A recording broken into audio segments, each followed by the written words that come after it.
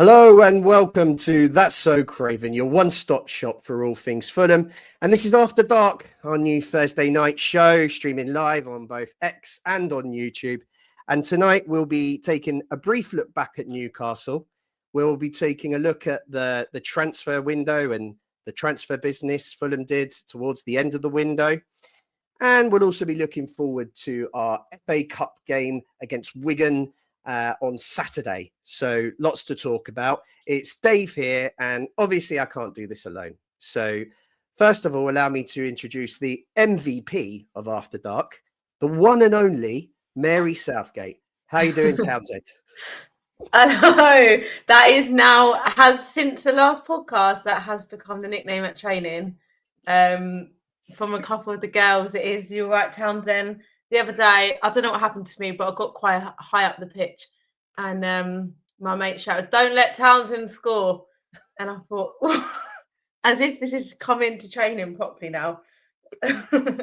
Brilliant. Well, that's job one. I'll take that as a tick. We've established a new nickname, and it's stuck. So yeah, we've got Mary Southgate, Townsend, David Crave, Skivvy, the Pod Daddy. We're racking them up here. Nick, we'll think of one for you as well. And on Nick, making his third appearance on That's So Craven. Nick grew up a stone's throw from Craven Cottage. He's been a lifelong Fulham fan, and he's currently also, which is quite interesting, working on a dissertation at the moment on financial fair play. So exciting to hear his views on Fulham's approach to financial fair play. It's Nick. How you doing, Nick? Doing well, thank you. Excited for the pod. Looking forward to another round of FA Cup football and to reviewing what may have been a bit of an inactive transfer market for us this year. Well, yeah, it certainly wasn't it?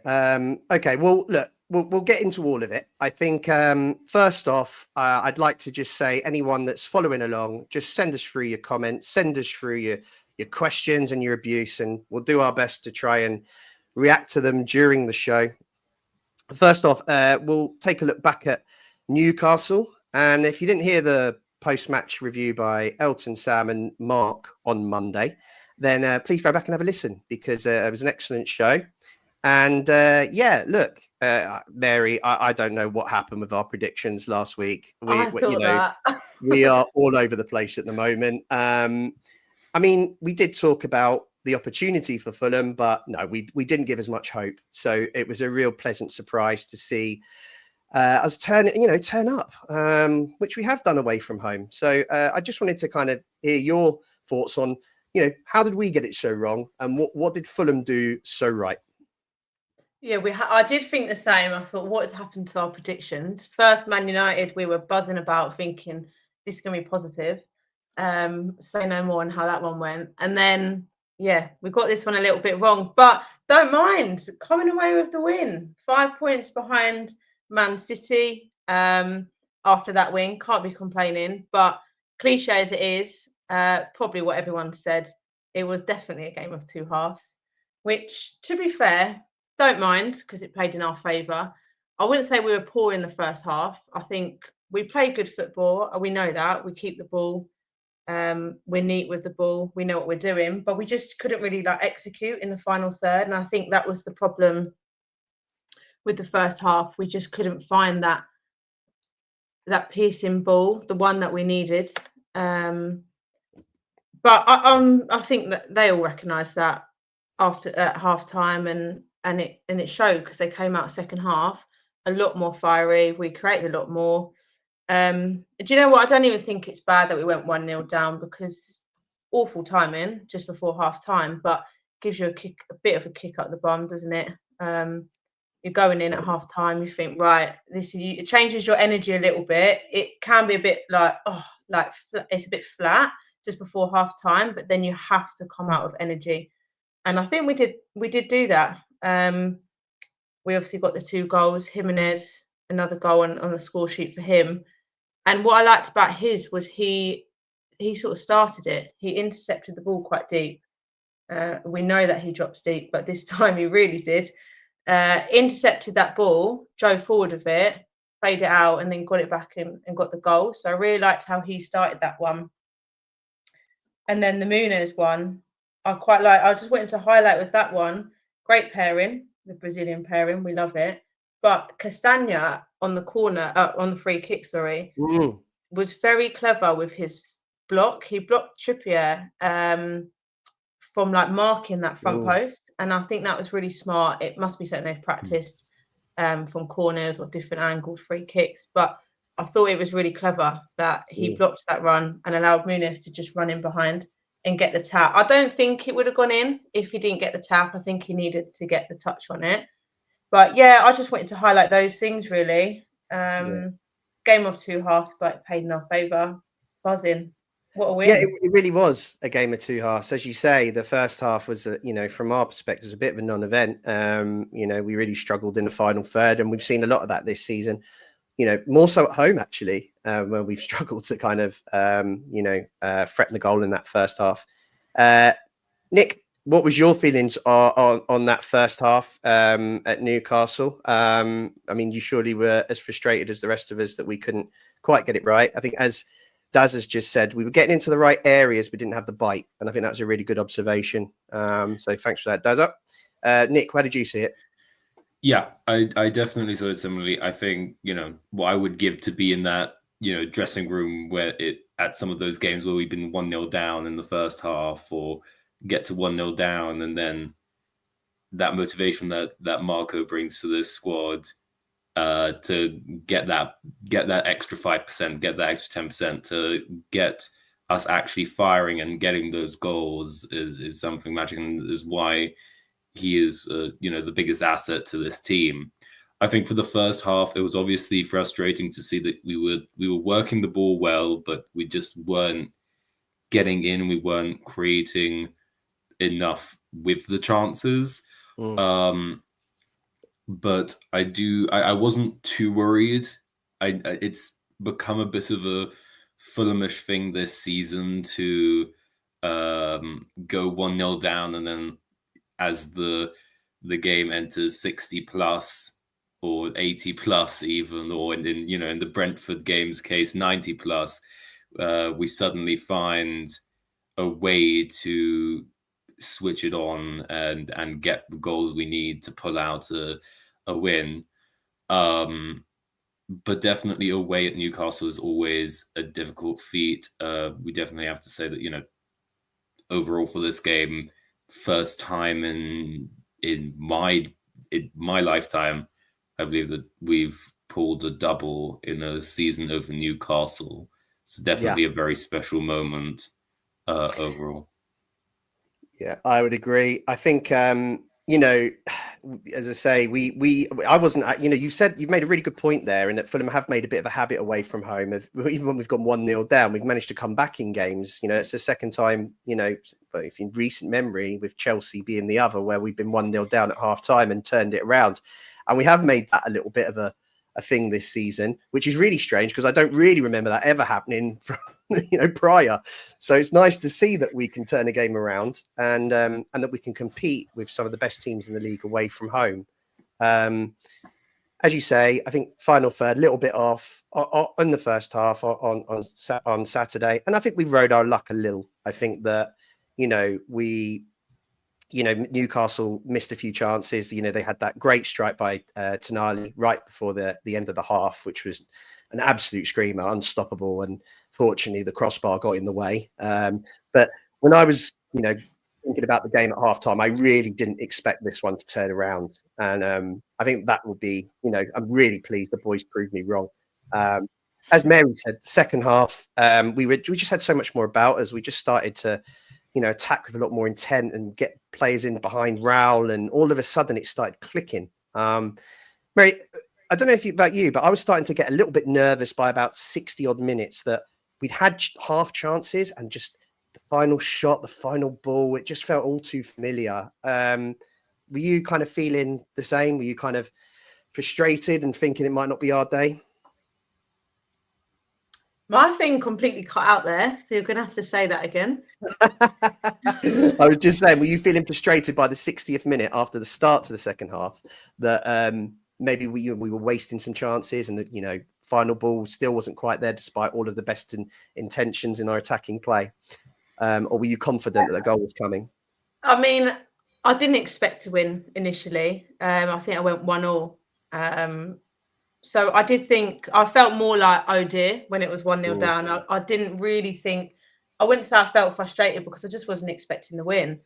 Yeah. But then when it went 1-1, I thought, okay, here we go. Just like you both said, we have done well when we've been a goal down. I don't know if that's a psychological thing, or I think it says quite a lot actually about our team. I think it shows that there's a lot of spirit, there's a lot of fight, there's no fear about going a goal down. No. But yeah, I mean, when we went 1-0, I thought this is all to play for, even though they did hit the woodwork, obviously, a couple of times that game. And I know Jimenez was frustrated at coming off, and I do understand that he scored. It is frustrating, but then I think it's Munez's prime time is coming on in that end 15, 20-minute spell, and he proves exactly right again. So I do get Jimenez's frustrations with that, but they've both got very different roles, I think, in my view. Like Munez, I know there's a lot of people saying like he should get the start, and I feel like he will against Wigan, but I think his role is so key when he comes on in these last bits of the game. So I'm delighted for both of them for scoring, and like I said, I didn't expect the win. So yeah, me neither. No, really delighted overall. And I also think it's worth shouting out. I thought Andreas was excellent off the bench as well. You know, he kind of freshened things up when we needed it. His legs is obviously contributed to the goal as well, for cracking ball to that front post. And it's nice to see him perform in his natural position, I think, and show, you know, what an asset he can be. So I think, you know, I've given Andreas a lot of stick over this season in that number 8 role. And some of it, I think, maybe was a bit harsh in reflection, because he was playing a slightly different position and being asked to do things that perhaps aren't his, you know, perfect for his skill set. But you know, he showed on Saturday that he can influence the game, and you know, it was a cracking ball in for the goal. So look, yeah, I mean, I was just over the moon with that result. You know, we didn't see it coming, but after the disappointment of Man United, it's another reaction by Fulham, I think, as well, which is really pleasing to see. I have to say, this team does seem to take things personally. It's like Andreas plays with such a passion in that game, I feel like, in the second half especially. And you could really see sort of Fulham we were playing for each other on that pitch. And you would just say, like, about a reaction, this team takes those things to heart, I feel like, and plays with that added motivation behind them, which is why I think we can pull off some of these 1-0 down, turn them around to 2-1 up games, because there's actually a will behind finding that extra effort to win the game and taking it personally, not just as another Premier League game. Yeah. And you know, final point as well, I think, you know, and touching on what you've just said, I think it shows the spirit in this group of players in the camp. I think it is a really happy camp, and I think that the players will really kind of trust the system and believe if they keep working hard, you know, good things will come. And you know, I think that's, you know, really great to see. And you know, we've seen it since the pre-season how well the boys appeared to be getting along, and all of the social media channels the club were releasing. And you know, I think we've seen a bit of that on the pitch in how we don't give up and how we kind of keep going to the end. And you know, all credit to them, because that's a fantastic 3 points. And then all of a sudden we'll all be talking about Europe again now, and you know, until the next game. So yeah, I'm sure we're going to flirt with that all for the remainder of the season. All season. Yeah. Is it 5 points off? Is it 5 points off Champions League now, or is it 6? Oh, you're thinking Champions League, Nick. No, you know, I'm not thinking Champions League. You're not thinking Conference League. You've gone full on for the top 5. I think is, you know, I'm all for it. You know, fair play. If Forest can do it, why can't we? Well, but you know what? We have done well, because you think like the recent form. I mean, we lost obviously with West Ham, but we've drawn quite a few games, and we still stayed in that top half. We slipped down to 9th, but points-wise, we actually didn't go that far off. So this win has been massive in just putting us back in the mix. Because it could have gone. I think some results went our way a little bit with that, but we could have slipped down a little bit. For sure. But yeah, I'm staying off of Champions League. To be fair, I'm happy with Conference or Europe. Yeah. And and I think where we are now is a really great achievement, and we really should be proud. I mean, it was only 4 or 5 years ago that we were in the Championship, and to now we're not even worried about relegation. We're all talking about Europe. We've got to take some, and we all want to kick on, but I think it's also about perspective as well. And I'm really enjoying not being totally stressed out by a relegation battle or a promotion, charge. I feel quite relaxed, and actually I just can look forward to the FA Cup this weekend without, worrying about Fulham's league position. I think there's a lot to be said for that, personally. But can enjoy it a bit more, can't we?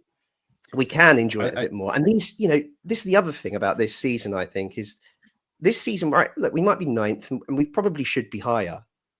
What the moments that we've created this season, I just think it's one for the ages, and this is another example of that this Saturday just gone. I think, we've seen, the win against Brentford at home. I don't think that'll be forgotten in a hurry. Chelsea away the first time in 40 odd years. And these points that we're picking up at Anfield and St. James's Park, it's creating some fantastic moments. And, I think that maybe we are a bit lower than we should be, but God, you can't take those moments away from us. We can dine off them for a long time, I think. Absolutely. Got to stay grounded.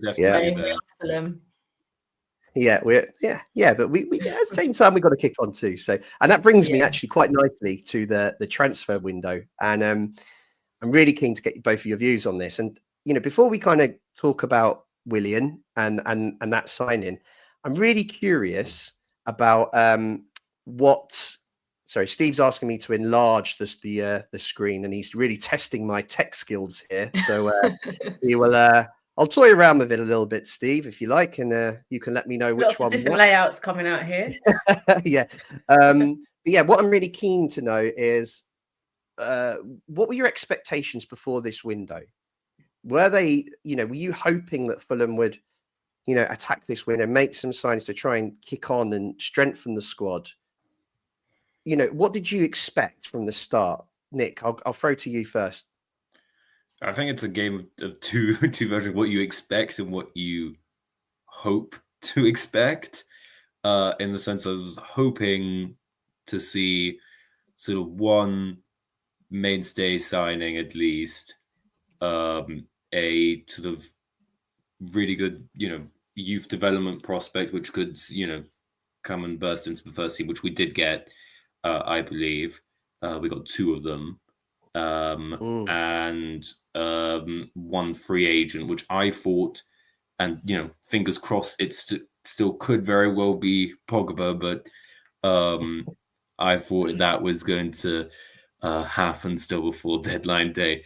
But realistically, we all know how Tony Khan conducts his business. It's last minute deal sheets, it's deadline day fiascos. I mean, from the reports that we did see, he was trying to pull off something very, very similar this year again. We had multiple bids rejected on deadline day by players because at the right back position, because they didn't want to compete with Castagna and Tete in the long run. We had moves blocked by various different managers. I think Mourinho blocked a move for us, and Ranieri blocked 2 moves possibly. So I do think we were very hard done by, and I think if we would have gotten started that little bit earlier, but that's not the Tony Khan way, we might have actually been able to achieve what I hoped to. Realistically, I think we all saw sort of maybe one signing hopefully happening, and then Willian coming back seemed to be written in the stars from the moment he left Greece. Yeah. And Mary, same question to you, really. before the window, what were you expecting? Were you expecting the club to kind of try and, invest in the team and put, give us a real push towards Europe? Or did you think that, January window's tough, it could be difficult? It's going to be a Tony Khan special, as Nick just suggested. Yeah, I mean, the January transfer window is tough. And I think if you put it into perspective, we've got a few injuries at the moment. We didn't know we was going to get them. We didn't know Wilson was going to obviously fracture his foot. And so before that, we've obviously talked about how we needed a striker, out and right, like goal scorer, banging in the goals. But that's tough to get in January. So didn't ever expect that to actually happen. And you know what? We are still scoring goals. Like, to look on the positive side of it, we're still scoring goals. We are still like threatening in every aspect, really. Yes, in the first half against Newcastle, we were a bit off our execution in the final third and not as creative. But since the injuries on the right hand side, I was hopeful that we would get somebody to come in. So it is a bit gutting that we haven't. But then I looked at it and I thought, how many games is Wilson actually going to be out for? And I think he'd only missed 4 or 5 games. That is obviously a lot of points, a lot of games. Yeah. But I don't know if that comes into play in their mindset at all. And actually, he'll be back in April. So, yeah, did we need? I don't think we needed that many people. Yes, we might want to be pushing on for places in the top few, but we also don't have the depth to be doing that right now. So we'll need to be pushing hard in the summer window if we want to be getting Europa or something. Yeah. The reason I asked that question, is because before the window, I saw it as an opportunity for the club to push on, given that we were doing well. And some of the rumours that, some of the, I guess it's journalists were reporting, was suggesting that Fulham would invest. And that was some of on our Discord group, Fulham fan was quite, vocal about that, which was, lending to that scenario potentially happening. And through the window, I was getting a bit disappointed. It looked like a bit like, as Nick suggested, Tony Khan special last minute deals. Actually, if you actually go back and listen to what Marco was saying, he was talking originally about we needed a right back because of Tete's injury. And then that, as time went on, it became, and Wilson got injured. He was talking about we now need cover there. And I wonder if just the fan expectation for this window and actually what the club were trying to do was just completely disconnected. I think the fans wanted investment in the team so that we could, push on towards these European places. Yet the club were thinking, actually, we just want injury cover, to try and get us through to the end of the season. We're quite happy with the squad, and we just need to bring in, cover in key positions where we're short. One of which they failed to do, which was at right back, and not through lack of trying. I think there was lots of links, as Nick said, for various players. We maybe left it a bit late. I think Marco said in very interesting comment in one of his pre-match comments today via Jack Kelly on Twitter or X that there was a budget as well. So there clearly wasn't an open book policy for go out and invest. I think it was, let's bring in some cover for these key areas. And I think that was interesting as well is Willian. And Willian, in fact, I'm just going to throw it straight to you. How do you feel about this deal?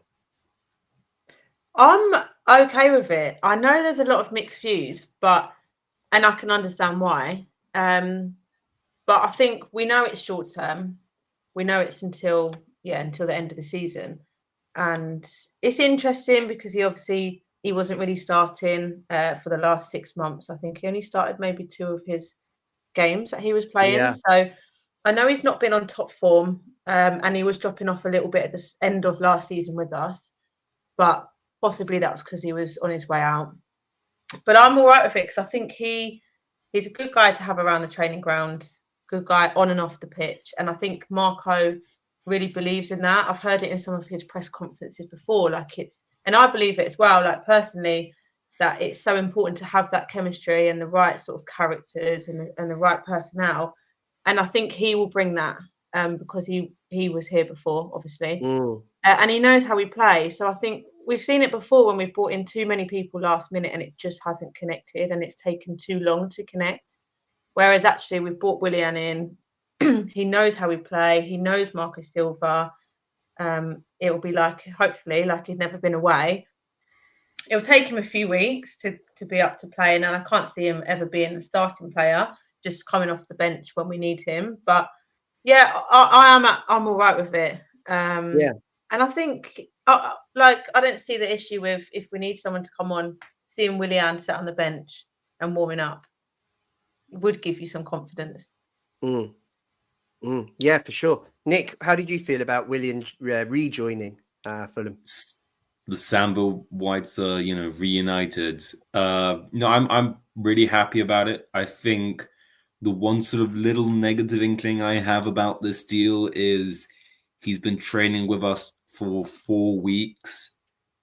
Firstly, why couldn't the deal have been done earlier if we actually, are very keen on getting him back? And secondly, Marco's comments just today about he's not quite fit yet to be just inserted into the team properly. So there is a little bit of concern regarding how his form is going to be. But I think it's an incredibly important signing for us. As Daz has said on X, sort of Nelson getting injured, Wilson being out, we're going to need to rely not only on Willian now, but also on Godo to sort of be reliable-ish backups. And we are going to see them come on in quite a few games until we do get Wilson back.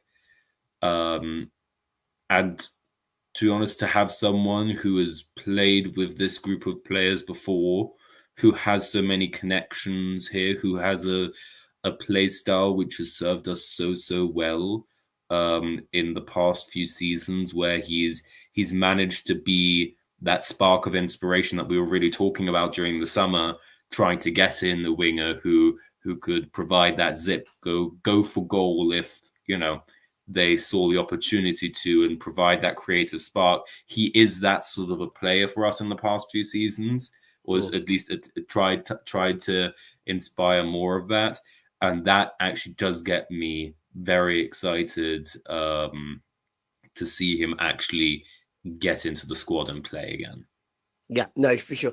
Do you know what? I've really gone back and forth with Willian, as I have really since the day he joined the first time, where I thought he'd kind of, he'd obviously left the Premier League and he'd gone back home to play in Brazil, and it really hadn't worked out. And the age that he joined us at, I was thinking at the time, it feels a really strange deal. Is he the same player anymore? And what a fool he made me look. He was absolutely sensational in that first season, wasn't he? And a big part of everything good that we did, came through Willian. So, he was fantastic. The second season was interesting because I did think there was a little bit of a tail off towards the end. He'd stopped contributing with as many goals and assists as he had the previous year. I almost felt he kind of had one foot out the door by the end of last season. He was kind of looking for another club, and he moved on, and we kind of haven't really mentioned him since, because we've had some other solutions on the wing, and I think credit to Alex Iwobi and how he's performed so far this season in filling that gap. And then coming back into this window, I felt when we were linked quite early with Willian, I thought, I actually have, my wife's cousin is an Olympiacos season ticket holder, and God, he just said, he was out of shape the whole time. He barely played, and when he did play, he was completely useless. So he had a really bad report from that. And when we were linked, I felt, a bit underwhelmed at the time. I thought it was maybe a bit unambitious of the club to bring Willian back in, and had his best days gone. But actually, now that it's happened, the more I thought about it, the deal started to kind of appeal to the pragmatist in me a little bit more. And having watched the social media today with Fulham and seen how he, the relationships I think that he has internally at the club with the players, I don't think anyone can watch that video and not think that this is potentially a good move. It was such a positive it was so buzzing, wasn't it? Every single one that he interacted with. It was. Vinny, especially Willian's back, Fulham forever was a personal favourite in that video. And you know, as a cover, Nick, for 6 months, you know, this is a guy that knows the system. He knows the squad. They're all going to be boosted by his return. It really started to really make sense to me why we made the move. The thing you mentioned about him been training with us, I'm not 100% convinced that has been the case. We were just talking about that in our Discord group before with Fulham Fan News, and given the reaction of the players today to Willian on the social media, suggested that they hadn't seen him in a while. So even Fulham Fan News said it might not be, you know, solid source that told him that. So you know, it looked as though he just turned up after 6 months today, in all honesty. But and Marco has said, you know, in today's comments on that he's going to need some time, you know, 2 to 3 weeks to get up to speed. And I think that's a good kind of segue really into the injuries, as you'd suggested. You know, we also got the terrible news that Nelson's had a massive setback, and he's actually done his hamstring in the other leg, and he's going to be out for a long period. So, God, it's a good thing we did get Willian, you know, because currently we're left with such an awful run of injuries, isn't it? And it's like, I mean, every player is a key player, but when your whole right side is been nailed with an injury, and then Nelson is gone through the worst part, he's on his way back, and then he does it again. It's like, he was back in training, wasn't he? A few weeks. Was it last week? He was. That's really gutting for him. Oh, for sure. Really gutting. We just had such bad luck, haven't we? Well, we need it to stop so that we can this quiet transfer window. I reckon they've taken a bit of a risk with it, but do you know what? I think it could pay off if we can stay injury free.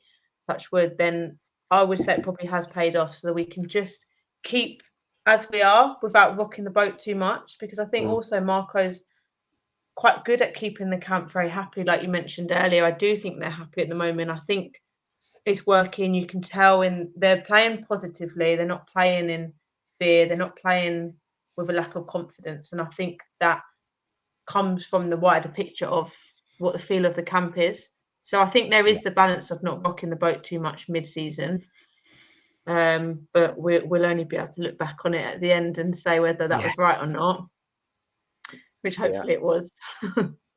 Well, yeah, I mean, there was another quite exciting link on deadline day to, I think it's Chukwueze. I don't know how to pronounce his name. I just had a stab at it. But the AC Milan player that was fantastic at Villarreal. You know, that news kind of broke via Fabrizio Romano. So hell of a source. So there's obviously something going on there.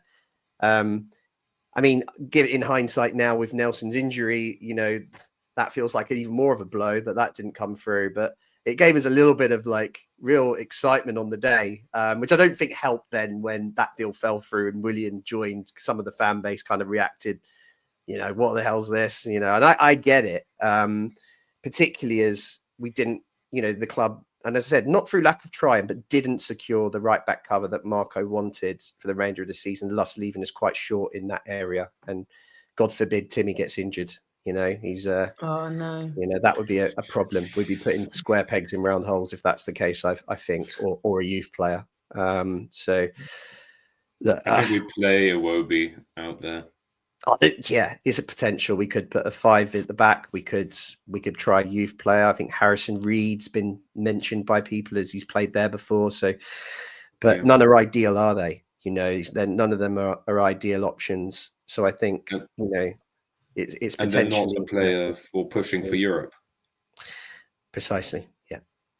That's the potential risk. So yeah, we have some issues. You know, we're thin on the ground at right back. I think, you know, we would certainly thin on the wing now, because if William's 2 to 3 weeks away, then other than Iwobi and Adama, our options are Godot, who's a youth player, and this is a cracking chance for him to take get an opportunity.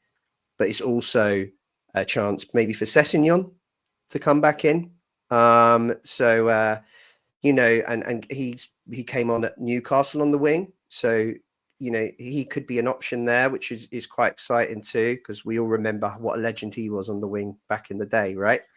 So, yeah, look. I think I can see why fans are underwhelmed at the window.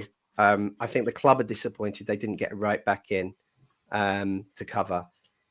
But as I think J9 underscore FFC, if that is his real name, just said on the comments, let's just hope Marco gets some backing in the summer. And that's maybe the time to build the squad. Maybe January's the time to patch it up, and the summer's the time to build. Especially if, like Claire's just said in the chat as well, are we ready for Europe? At current, no, because we're so thin on the ground. But if we can really push in the summer transfer window and get the depth, then I reckon yes. But if it was as we are now, we're just so thin on the ground, aren't we? I'd love to see us in there, but then we'll need the Khans back in. We'll need to really push in the summer. Otherwise, we'll see ourselves plummeting in the Prem, which we don't want to do. No. What I do have to say with it, though, is, and not to be overly pessimistic, if we don't invest in the summer, the likelihood of us losing Marco to a team that will start investing in him, seeing what he has done with the money he's been given here at Fulham, will come, and I and no other Fulham fan would blame him for taking that opportunity if they say we'll actually push a budget behind you, and that would be devastating, I think, and that would set us back quite a few years as to what we've tried to work up now. So I do really feel like we need to invest in the summer, and it is a sort of do or die moment for if we want to get into Europe within the next 2 seasons, I'd say. You're right on both fronts. I think it's about, investing in order to kind of keep Marco switched on and motivated, because we know he's ambitious. And actually this summer he'll only have 1 year left on his contract. It feels like he only just signed a new contract and it's already expiring. But I think the club will be, I have a feeling that they will be ambitious and will back him in the summer, because they'll want to tie him down to a new deal, and they'll want the momentum to continue, particularly as the Riverside should be bloody open in full by then, and they'll want to, really kick on. I would hope so. And as Colm Bugler said in the comments, we will need to anyway, because there's AFCON next year. To lose a Wobie and Bassi for 6 weeks, it feels unthinkable. I mean, that would be a nightmare for us at the moment. So we're going to need to bring in some cover for those guys. 2 strong starting players. Yeah, really strong. Key players. Yeah, I agree. And just to answer, Steve Reynolds raised a question about Godot, who was actually at Watford all day on deadline day. In the instance that we were able to bring in another winger, he didn't actually leave. He stayed in the end, so they didn't release him. Might have been linked to the Chukwueze deal from Milan. But thank God we didn't let him go, because, or thank Godot. Hey. Perfect. But yeah, we thank God, because we would have been really desperately short now. Thanks, Mary, you helped me there. But yeah, we'll would have been desperately short. So yeah, it's good to see him. And as I say, I think he's got a real opportunity now. He's going to be higher up the pecking order. I've liked what I've seen, but he's going to need opportunities, and this gives him those. So I hope he sees it that way and is not too disappointed at the failed move, and sees it as an opportunity to, potentially impact the first team and get a chance. So I'm looking forward to seeing maybe him in some sort of role on Saturday. So yeah. And didn't he have a loan period at Wigan? I think he did. Yeah, he did. Yes. Marco was saying, there's quite a lot actually around Wigan, because they've got a couple of our ex-players, haven't they? They've got Steven the battle of the Sessignons. The Sessignons are back together on Saturday, and they've got Tyrese Francois as well. So oh yeah, he's down there. So it's quite a nice fixture in that way. There's some links between the players and the club. So it's an opportunity, I think, for a few of the younger players and Cess as well to get some game time, I think. So if we can be positive, I'd say that's the positive to take from the injury crisis. Yeah. We Not face. to jump ahead Yeah. not to jump ahead or anything, or actually to jump to here, I think Godo has to start this FA Cup Oh, really? game. If we're trying to show him, we wanted to send him down to the Championship for development. If we're trying to show him you're actually going to get development here this season still, if we're trying to actually ensure that, our depth that's going to come on has got some good playing time under their wings, we need to be starting him. And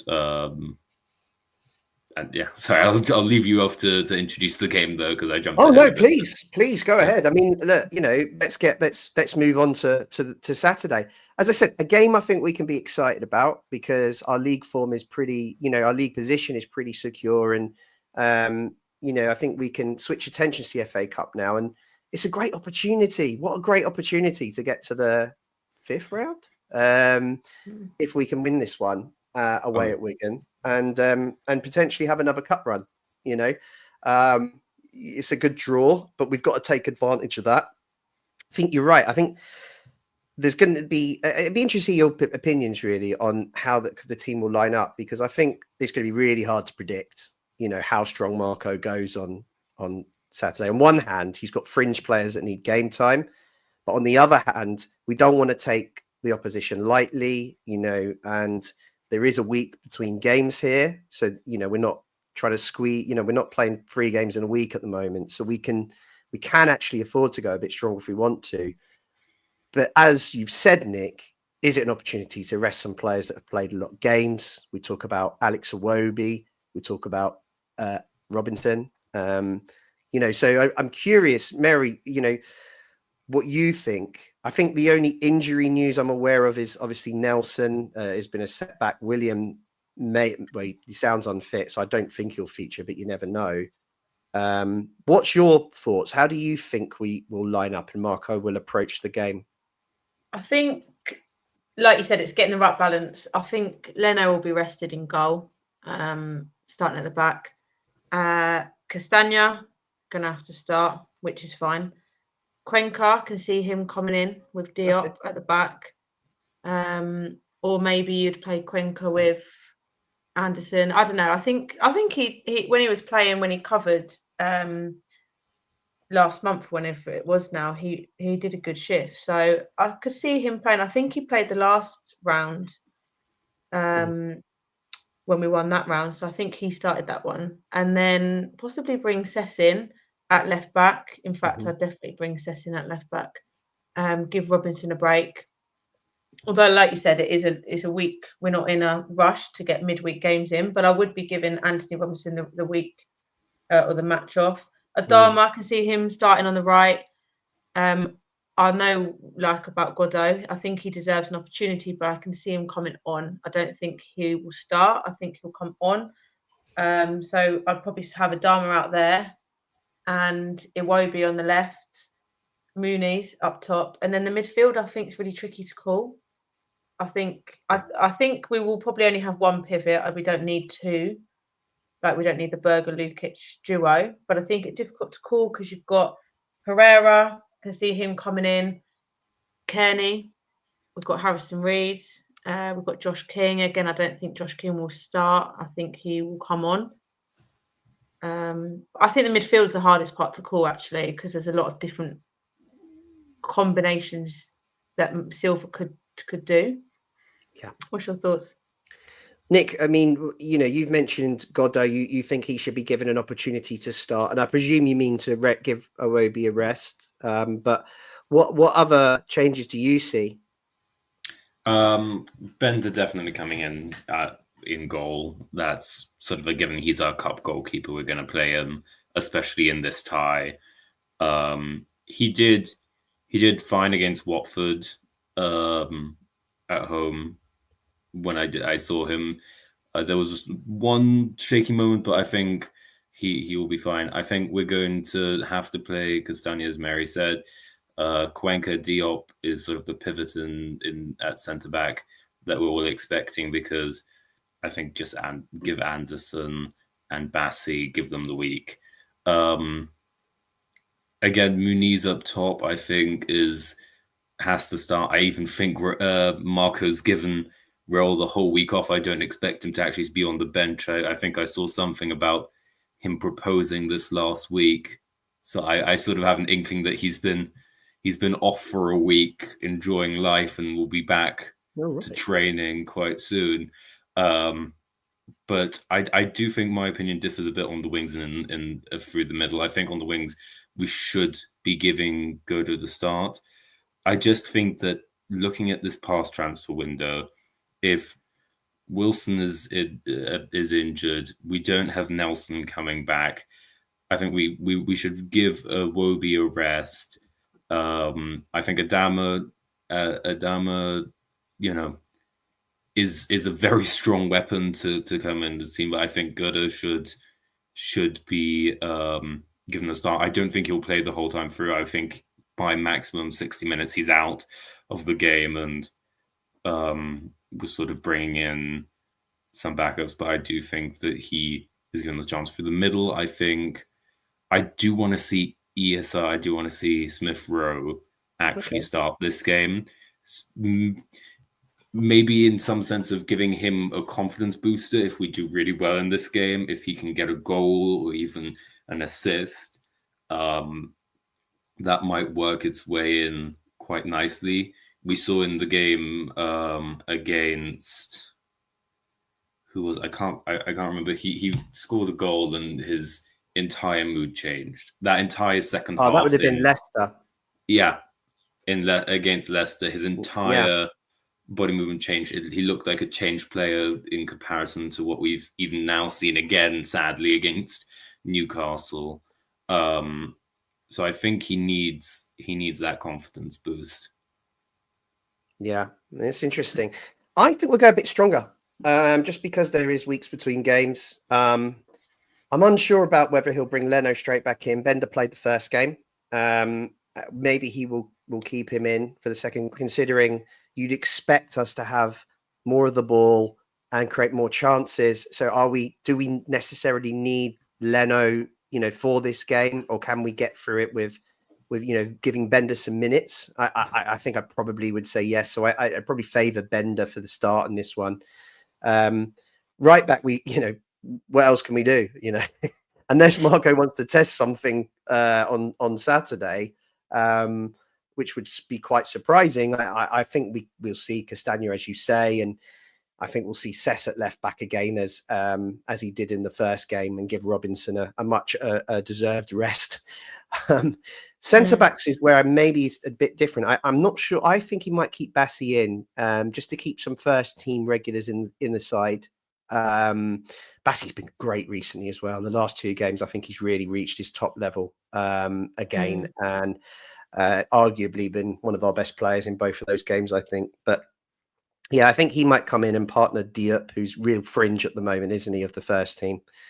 Midfield, this is interesting. Again, I think he'll keep one of probably Berger in. I don't think he'll risk Lukic getting a yellow card. I don't know if that counts in the league, if he picks up a yellow card in the cup. I mean, someone will enlighten me in the comments, I hope. But yeah, I think he'll start with Berger, and I think Harrison Reed needs some minutes because he's just back from injury, and I think we'll need Harrison Reed this season, if especially when Lukic is out.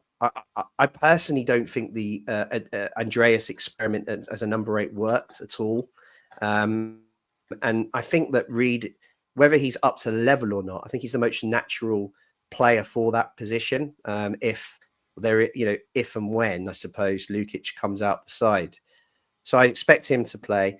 I do expect Andreas to come in the 10. I hear what Nick says about keeping ESR confident, and if he can get goals, it just helps lift his mood. But I just think he'll want to give Pereira a run out. And for that very reason, I could see Smith Rowe being more of a bench impact player. And I think we're all agreed on Muniz will start.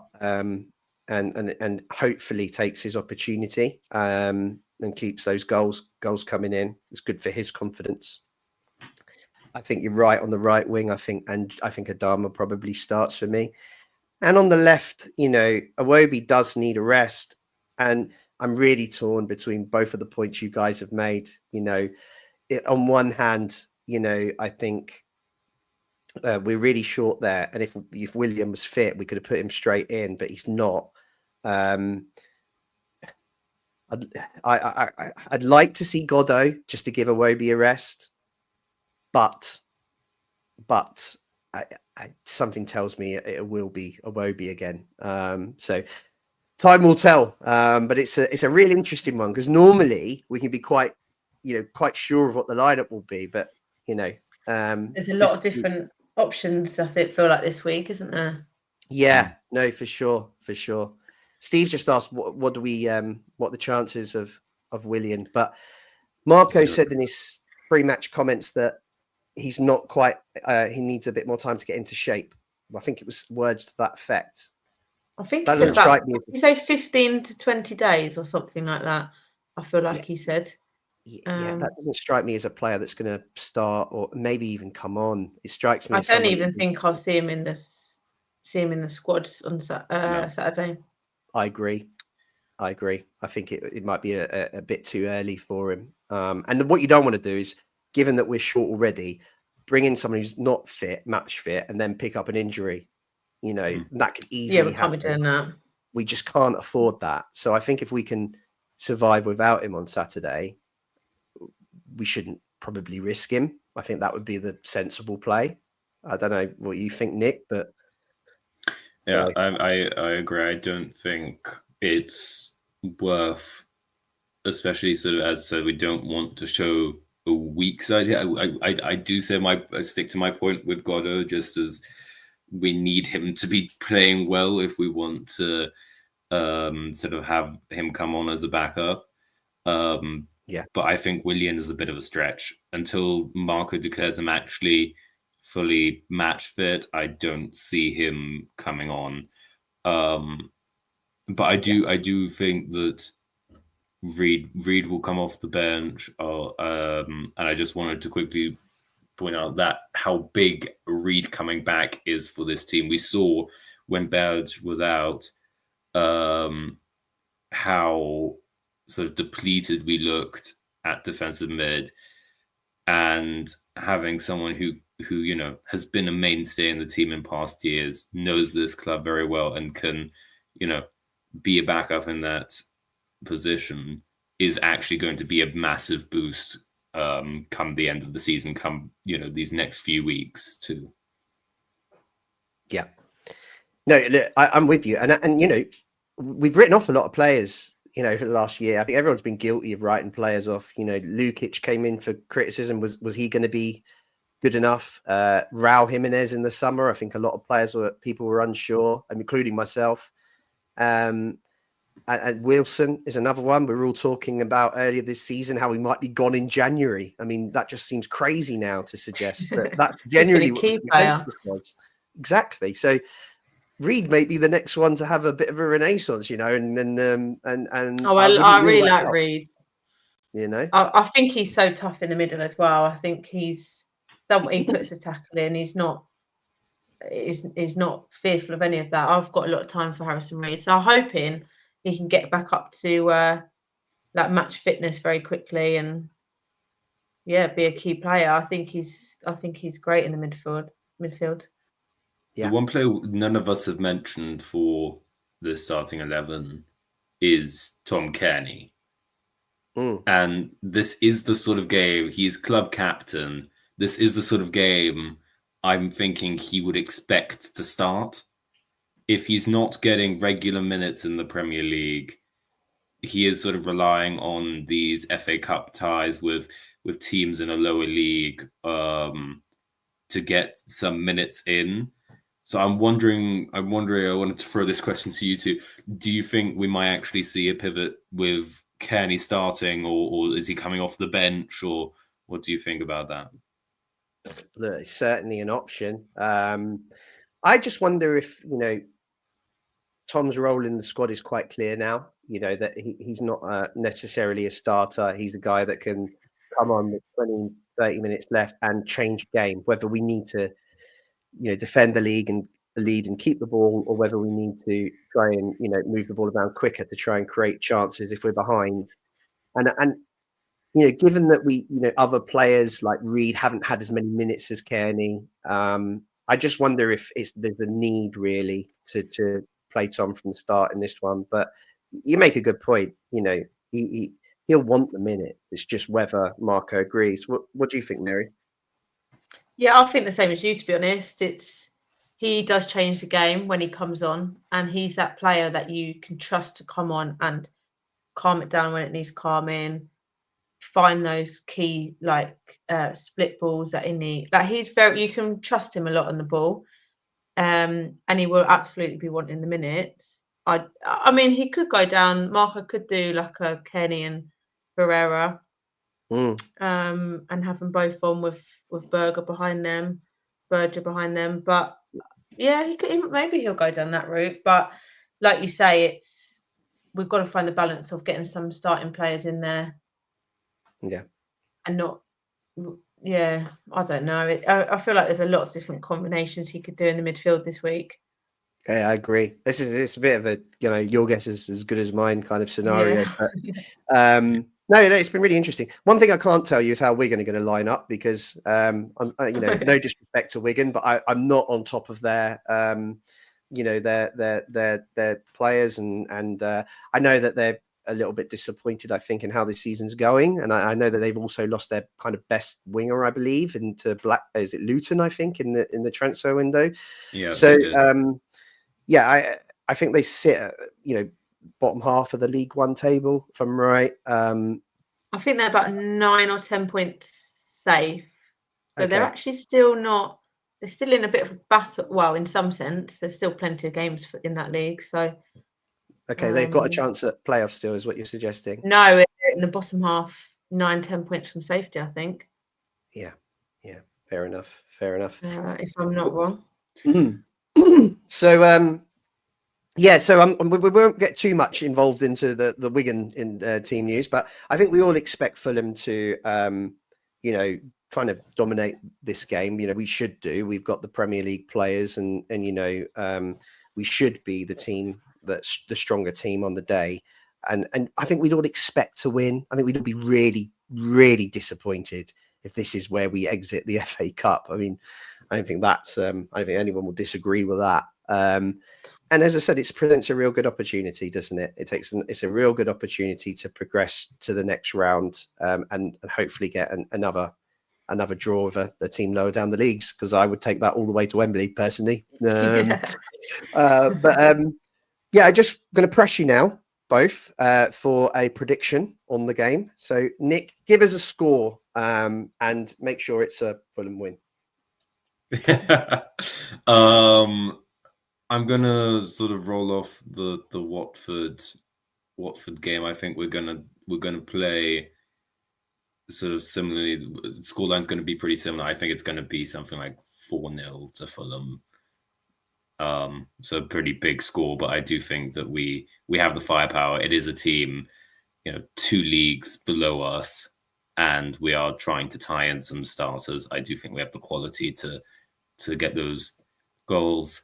I'm going to go one step further, and I'm going to say Muniz gets a brace. First time he's going to score two goals this season. Let's hope that also comes true. But I don't know. What do you think, Mary? Love the confidence there. I mean, 100% going for a win. Absolutely. I am going to go. I'm torn between 2 and 3-0. Actually. Okay. I'm just going to go 2-0, I think. You're all right. 2-0. Yeah. Very reasonable. I'm a bit more confident than that, although I do, for some reason, I think Wigan will score. Something about the FA Cup, isn't it? I could even see them taking a lead. So, but I think we'll come out and we'll put a few past them. I'm going to be confident and say 4-1. I'm not going to call the goal scorers, but I do think that if Muniz does pick up 2 goals, then he's really going to start putting some pressure on Mr. Jimenez. So Yeah, that would be. Well, yeah, because if he great. gets a couple goals, then we'll be looking at will he start the next game? Well, precisely. Yeah, precisely. So Did see what Newcastle happens. set off a purple patch? purple patch in the purple kit, potentially. Oi.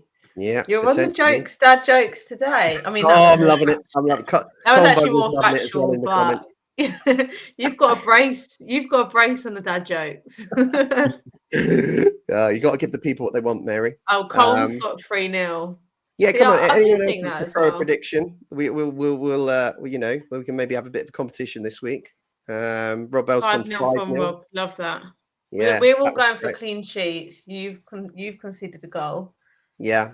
There you go. So yeah, it'd be fun. I think I'm looking forward to Saturday. And yeah, look, and then of course we'll have the Forest preview. We'll do a new show for the Forest preview, which will be next week. We'll do a post-game review of the FA Cup game, probably Sunday or Monday, and I'm sure the Berenze family will be back.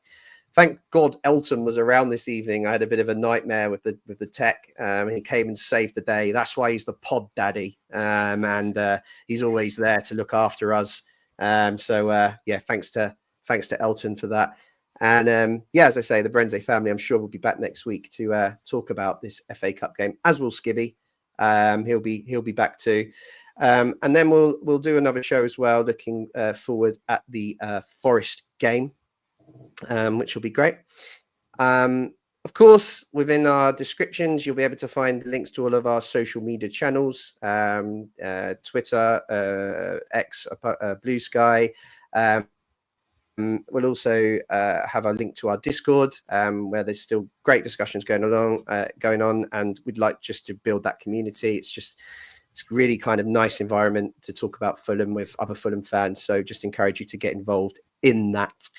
And just as a final note, there was some news in the week. A lot of fans who follow, have been on Twitter over the years, will remember Cottage Analytic, which is a guy called Chris Frank, who unfortunately passed away on January the 18th.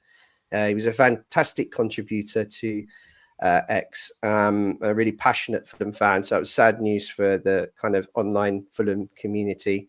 It was announced on the Fulhamish X page, and I believe he'll be part of the celebration memorial match against Nottingham Forest, which is so he'll be recognised then. And we just want to pass on our condolences to his wife Jo and their family at really difficult time. So look, thanks everyone for joining. I really enjoyed the comments today. It's been real fun talking to you, Mary, talking to you, Nick, and really engaging with everyone who's joined on to the show.